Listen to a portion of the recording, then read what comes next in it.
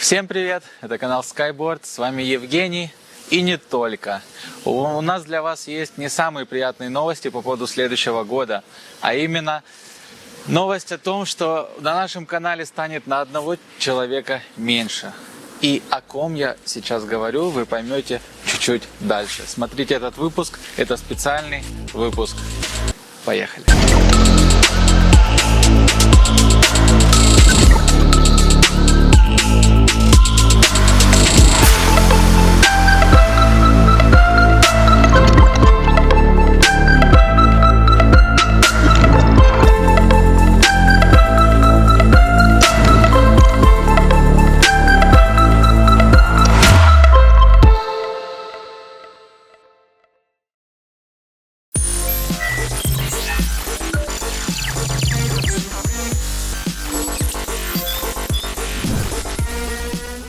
Всем любителям электротранспорта доброго времени суток. С вами Андрей и Евгений. Обычно в своем вот этом вот приветствии, можно сказать, фирменном, я говорю с вами как всегда Андрей и Евгений, но сегодня не как всегда, и предыдущие разы тоже было не как всегда. Дело в том, что я не появлялся в наших роликах, потому что я, наверное, как вы уже поняли, я готовлюсь к отъезду из Китая, я собираюсь возвращаться домой в Россию. Вот и, собственно, перед самым моим уездом ребята попросили меня сняться в этом ролике, выпустить еще один ролик, где я отвечу на вопросы, которые интересуют их, вопросы, которые, возможно, интересуют вас, и, в принципе, повспоминаю с такой долей ностальгии о том, что произошло более чем за 3 года моей работы с компанией Skyboard. Причин на это на самом деле достаточно, но одна из самых главных причин, точнее, я бы сказал, даже самая главная причина это в том, что чуть больше года назад моя невеста, с которой мы жили здесь в Китае, она уехала в Россию и уже по вот этим вот всем вирусным причинам не смогла вернуться обратно. Прошло уже более года, мы не виделись. Вот, и поэтому я собираюсь, собственно, вернуться. Мы приняли это решение, что нужно возвращаться, как бы здесь хорошо ни было. И поэтому завтра с утреца я уже начинаю свой путь. А, кстати, если кому-то интересно о моем вот этом вот пути и обо многом другом, о жизни в Китае, о всяких интересных штучках, вы можете посмотреть на нашем отдельном канале, на нашем другом канале, где мы рассказываем о жизни в Китае. Канал называется «Вот так». Или же Live or Live Low. Вот, поэтому заходите, будем вас рады видеть на нашем канале тоже.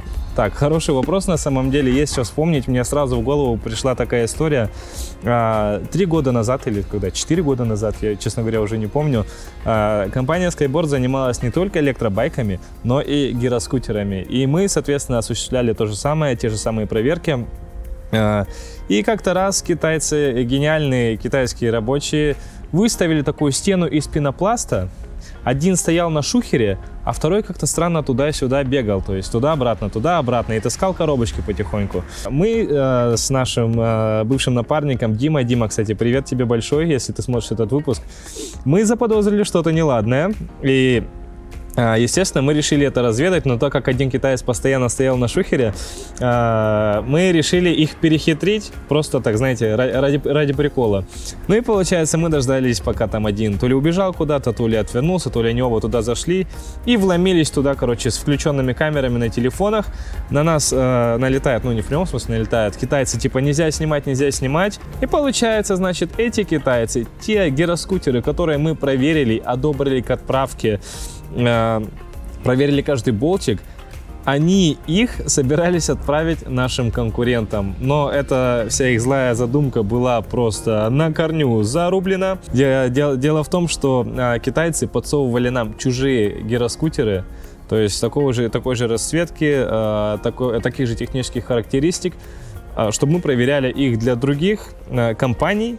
И китайцы же говорили другим компаниям, что на наш завод работают инженеры из России. Вот такая забавная история. Самые интересные именно съемки. Ну, был такой случай у нас. Однажды мы поехали в дальняк. У нас есть такие серии видео, где мы ездим, испытываем батарейки. И в тот момент как раз появилась модель с 3 батарейками. Но дело в том, что модель была испытательная.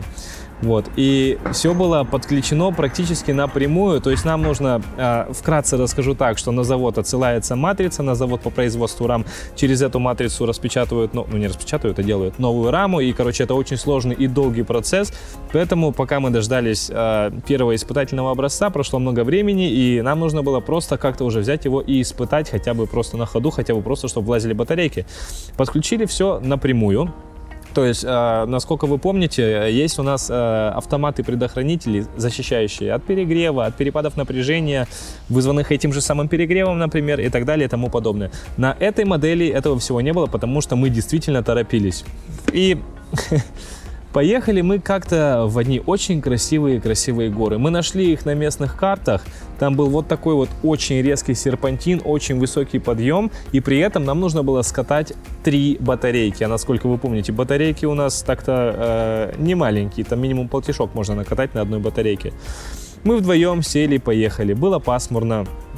Мы доехали до этого серпантина, а это уже очень далеко. Начали подниматься в гору. Поднимались очень долго и натужно. И в один момент я жал газ. Просто вся тяга исчезла, и мопед, точнее наш электроскутер Ситикока, покатился назад. Мы затормозили, не понимаем, что происходит. Давай газовать, давай перепроверять батарейку, давай перепроверять все подряд. В общем, у нас горело мотор-колесо, потому что у нас все шло напрямую, без предохранителя. И мы такие стоим где-то посередине горы, а это была очень высокая гора. Возможно, сейчас у нас какие-то видео здесь вставочки появятся, мы посмотрим в наших архивах. По понятным причинам этого видео не вышло. Мы поехали снимать видео и заехали черти куда. Здесь такая дорога адская, она поднимается вверх. Вон мы сейчас вон там ехали. Тут поднялись. И она не заканчивается, и мы походу дальше уже не вывезем, потому что нашему байку уже плохо стало. И мы походу застряли тут. А, связи тоже нету, да. Интересно. И уже 4 часа. В итоге с серпантина мы накатиком скатились потихоньку. И нам нужно было выйти на место встречи, а там, кстати, связи не было. Нам нужно было дойти до места связи, созвониться и выйти на место встречи. Там такой узнаваемый большой туннель, который находится, наверное, километрах в 30 от города. И мы километров просто 7, наверное, вот так вот попеременно по вот этим вот подъездам к горам, по пригорочкам, руками катили этот байк. Мы потратили весь день, мы не сняли видео, мы устали, мы не ели, а магазинчиков там тоже нет. У нас не было водички, ничего, и мы просто тащили этот байк до места встречи, а потом еще китаец, естественно, затупил и приехал не туда. В общем, приехали мы домой после тех съемок ночью. Вот такой вот курьезик. Так, ну я, наверное, готов ответить на этот вопрос сразу, не задумываясь. Это, естественно, наше самое первое видео, где мы снимали чоппер. Ну, просто все-таки оно же первое, и это было довольно-таки забавно. И с каким энтузиазмом мы туда приехали, с каким энтузиазмом мы это все снимали, было очень классно, мне понравилось. Потом, это наше самое последнее перетягивание, которое мы делали, когда у нас уже была очень серьезная такая техническая база. Вот, и было тоже весело и классно. И, наверное, самое любимое, это одно из первых тоже видео, где-то оно будет наше, наверное, 3-е или 4-е, или даже 2-е по счету. Это BR4000 Fast, поездка в горы. Точнее, даже не поездка в горы, а поездка просто на дальность. Мы ездили по красивым горам, мы ездили по каким-то рисовым полям. И это было супер здоровское видео. Я не знаю, может быть, именно по эмоциям от поездки.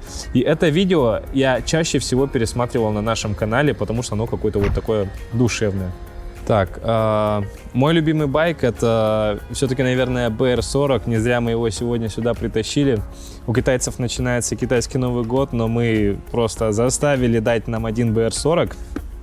Пригнали его сюда и оставили, собственно, здесь. Поэтому стопудово этот байк. Во-первых, почему? Потому что интересы мои все-таки. Я люблю съездить и на речку, и на озеро, Плюс я, в принципе, довольно-таки хозяйственный человек, я постоянно гоняю по магазинам, там какие-то все вот эти дела делаю сам. Многие люди в Китае заказывают доставки, допустим, по поводу еды и так далее. Я все это делаю сам, поэтому мне этот байк очень актуален. Да и, в принципе, думаю, и в России, когда я буду брать себе байк, это будет стопудово BR40. Во-первых, цена-качество. Во-вторых, его практичность. Я большой фанат дачи, вот, который довольно-таки далеко от города находится, и поэтому это будет BR40 стопудово. Так, как на меня повлияла работа в компании Skyboard? Ну, во-первых, это бесценный опыт, естественно. Это работа, можно сказать, в международной компании, даже с китайцами. Я уже могу предугадывать все их будущие косяки, соответственно, любой опыт, любые знания, они никогда не бывают лишними. И, соответственно, я, можно сказать, лучше начал разбираться в китайцах. Я научился быть, возможно, где-то более требовательным, более стоять на своем. Плюс, естественно, какие-то технические знания постоянно обновляются, несмотря на то, что я инженер, в принципе. Прогресс не стоит на месте, идет вперед. Это что касается практической части. Что касается творческой части, по поводу видео, например, по поводу всего остального, чем мы занимаемся, то есть это наши видео с поездками, видео с обзорами, мне тоже это очень нравится. Мы открыли очень много мест в этой провинции, очень много красивых мест, о которых не знают даже местные жители. То есть мы уезжаем куда-то за километр по потаенным тропкам, показываем это видео китайцам, они такие говорят: о, а это что, это здесь, что ли? Мы говорим: да, это здесь. Ну и плюс то, что я занимаюсь тем, чем мне действительно нравится заниматься. Это какое-никакое творчество, это съемки видео, это видеомонтаж, это... Я, в принципе, люблю управлять транспортными средствами. Если мои какие-то друзья, близкие смотрят это видео, вы знаете, что я люблю и водить машины, и водить мотоциклы, и водить самолеты. Все, чем можно рулить, я это очень люблю. И поэтому здесь такое сочетание самых классных вещей, которые мне нравятся. И можно сказать, что со скейтбордом я стал более счастлив. Вот так. Собираюсь ли я возвращаться в Китай? Я думаю, что определенно я хочу вернуться в Китай. И что я буду делать все для того, чтобы вернуться в Китай. Но дело в том, что мировая ситуация потихонечку улучшается, но слишком уж потихонечку, а зная китайский менталитет и китайскую политическую обстановку, им проще от этого всего закрыться и подождать немножко дольше, чем, возможно, будут ждать другие страны. Теоретически ходы в Китай есть, но они... Я бы сказал, они немножко парадоксальны в том плане, что есть рейсы в Китай. Если у тебя есть определенные документы, чтобы вернуться в Китай, ты можешь вернуться в Китай, но эти документы тебе никто не даст. То есть здесь вот такая вот проблемка. Но тем не менее, надеемся на лучшее. И очень хотелось бы вернуться сюда, и я приложу для этого все усилия. Я ему скажу: давай снимемся с нами в видосе, 5-хатку платим.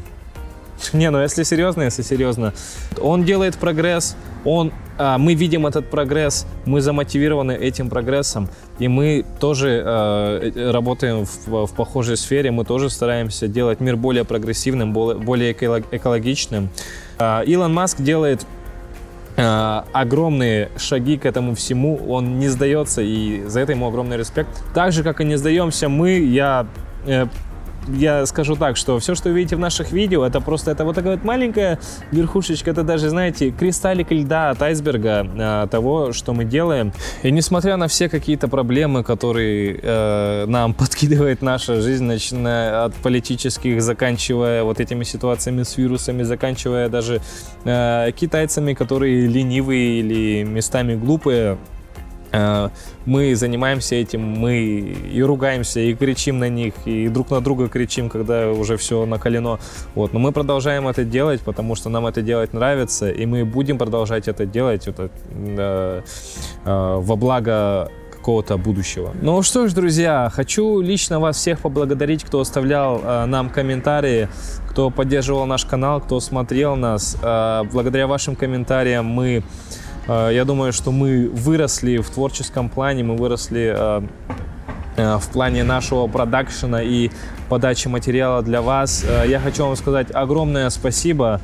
И вот как бы это очень на самом деле тяжело, вы просто сейчас не видите моих эмоций, точнее вы их не знаете, но всю эту неделю последнюю я не сплю ночами, потому что мне крайне тяжело покидать Китай, и это тут какую-то часть всей своей жизни, не знаю, что будет дальше, но тем не менее всегда приходит время говорить до свидания, и мы говорим до свидания, но мы не говорим прощай. Ну а с вами был Андрей, остается с вами Евгений.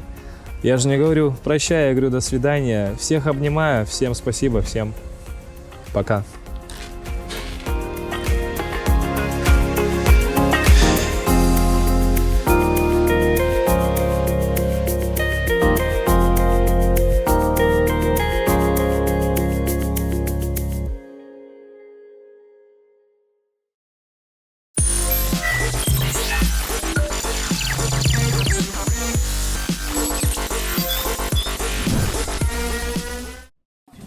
Ребят, всей компании Skyboard передаю огромный привет уже с самолета.